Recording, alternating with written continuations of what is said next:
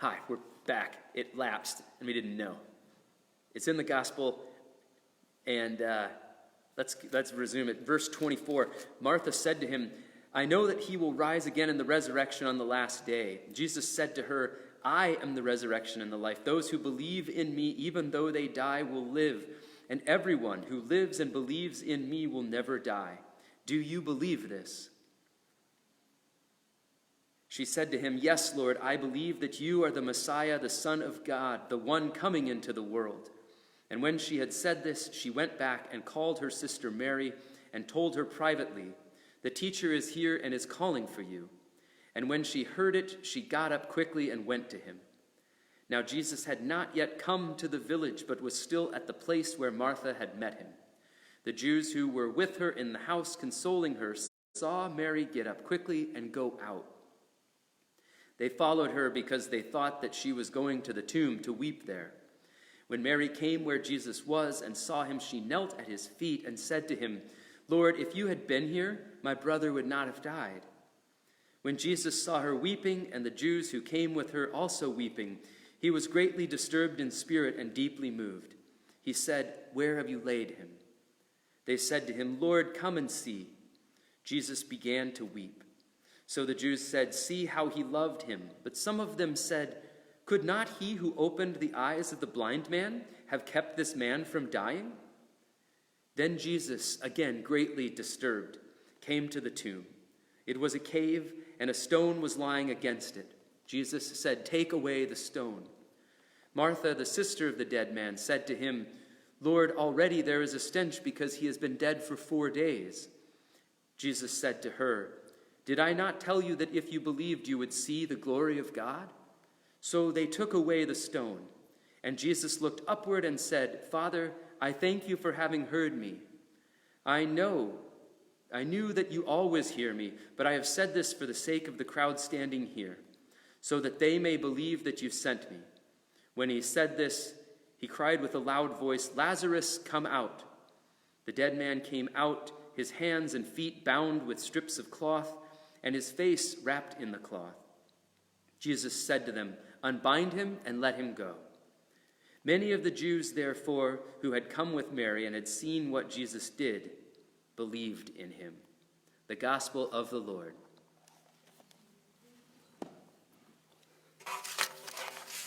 And when you know better, you do better. So before I give you the sermon, I'm going to check that the feed's still going.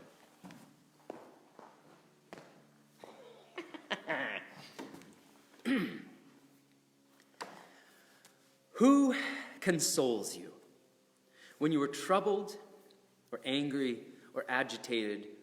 Who or what calms you down? Not insignificant questions in these days with heavy and troubling news. As we should be, and hopefully many of you are, staying safe, staying home and healthy inside, we're given now to wrestling with our experience of ourselves. We're finding that our opinion of ourselves as pervasively gracious and patient people may sometimes have some cracks. But that's not the only story. Many of us are becoming more and better at compassion through reaching out to others in communication and service. As well as I check in with people, a fair measure of productivity is being named. And as in that spirit of productivity, as you ponder your to-do list, how does it compare to what Jesus's was on that day? Are you planning on raising any of the dead? Now, while playful in its silliness, it does invoke the realization that God is capable of, as Ephesians 3:20 reminds us, far more than all we could ask or imagine. So let us consider what this God, who was and is and will be bigger than our understanding, is up to in the gospel lesson this week. Is this a story about Lazarus? And I submit to you that it is not. Well, it is about Lazarus by some respects, but the meaning asks us to look beyond the raising. And echoing the interpretive framework of several commentators older than wiser than myself, this is a story about Jesus. Ooh, surprise, surprise, right? You're thinking now, well, it's always about Jesus, isn't it? And the answer to that is yes. But how easily we can be distracted because other plot lines can just seem so shiny. Now, this past week, awash in the relative vapidity of social media, this logophile returned to a phrase learned from Mihai Csikszentmihalyi's incredible book, Flow, The Psychology of Optimal Experience. And he has another marvelous book called Creativity, which is something that myself and all of my clergy colleagues are living into in these wild weeks of church in weird forms. But his other book, Flow, the phrase that he references in there is phenomenologically irrelevant. I love the words there. Phenomenologically irrelevant is a robust way to assert that while something might be real or true, it doesn't matter. And it's discussed in that book in relation to intention, which can be seen, but motivation, which cannot always really be readily perceived. It's often only understood when discussed with someone in conversation. But even in conversation, deception can be at play. So what is it in this gospel story that shows us and tells us and offers us the full and rich experience of Jesus? Now, many of you know me well enough to know that I love rabbit trails in discussion. Digression is often a safe bet in dialogue and conversation. Wait. That's it. That's where our understanding of Jesus comes in this gospel. The dialogue, the discussion, the conversations. It's the conversation with Martha, the conversation with Mary. These conversations are not phenomenologically irrelevant. They help a follower of Christ to see that the raising of Lazarus demonstrates something. Demonstrates something about who? I bet you've guessed. Jesus. He is the embodiment of God's power to work life in circumstances that we think are hopeless. And how is that for really good news? The challenge, sometimes God doesn't work in exactly the way we would choose. Sometimes God does some things differently. But honestly, sometimes God will do things better than we can even imagine. Now, Professor Gail O'Day of Emory University has offered this superlative summary of this story, and I'd like to share it with you. Jesus' conversations with Mary and Martha transformed this story from a miracle story about the raising of Lazarus into a story about the fullness of new life that is possible for all who believe in Jesus. The initiative of these women in sending for Jesus, their bold and robust faith, the grief and pain that they bring to Jesus, their willingness to engage Jesus in conversation about life, death, and faith, and their unfaltering love for Jesus are marks of the life of faith for the gospel writer of John. Martha and Mary model, try to say that a couple times fast. Martha and Mary model how people are to live as they struggle to free themselves from the power of death that defines and limits them, and to move to embrace the possibilities and promises of life available through Jesus. Thanks be to God. So, with that context and remembering these great verses from Matthew 11 that Jesus says, "Come to me, all you that are weary and carrying heavy burdens, and I will give you rest. Take my yoke upon you and learn from me, for I am gentle and humble in heart, and you will find rest for your souls. For my yoke is easy and my burden is light." So I ask you again, who consoles you?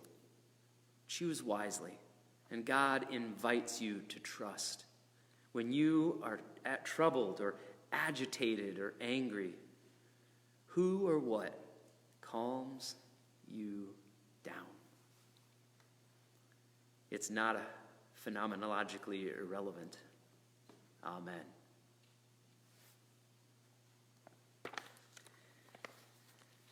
Our worship continues in the Bulletin, acknowledging that while the building may be closed, the church is still open and alive, and part of what sustains the church is the reception of our offerings in response to God's generosity in supporting the ministry and mission.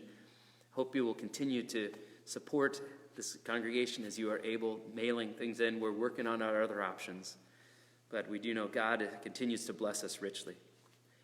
In addition, we look forward to when we're able to gather again in person as soon as is reasonably possible to share in the meal of Holy Communion.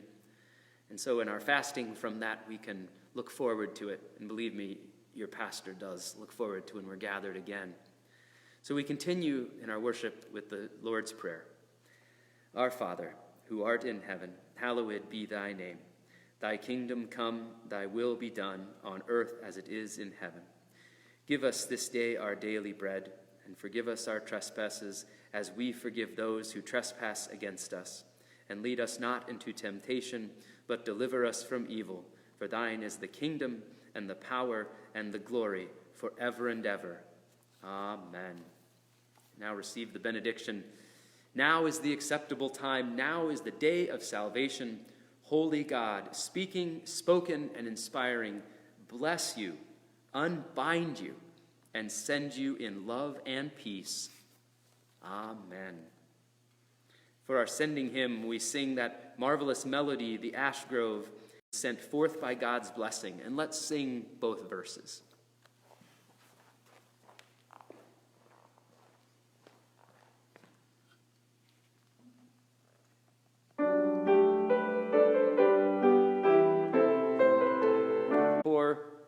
Okay, keep going.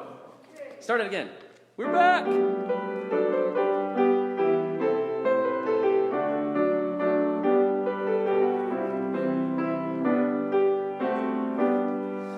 Sent forth by God's blessing, our true faith confessing, the people of God from this dwelling take leave.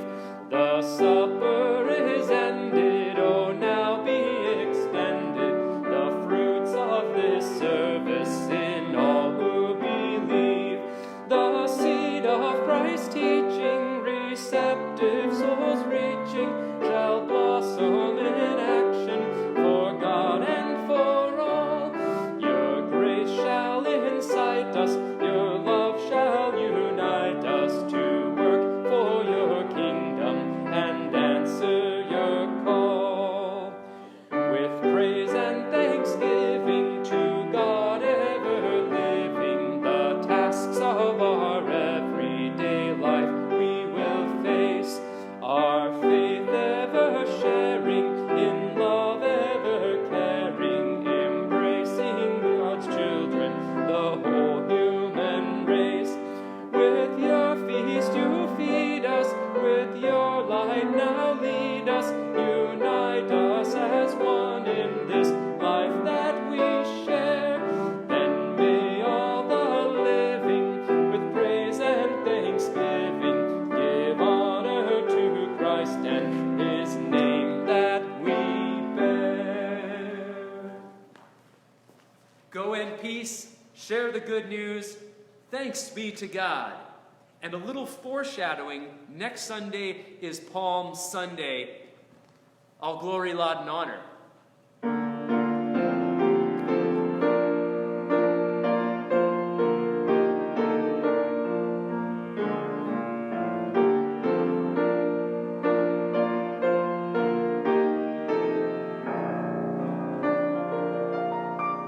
So we'll probably print a page in the bulletin that is a palm so you can wave your palms.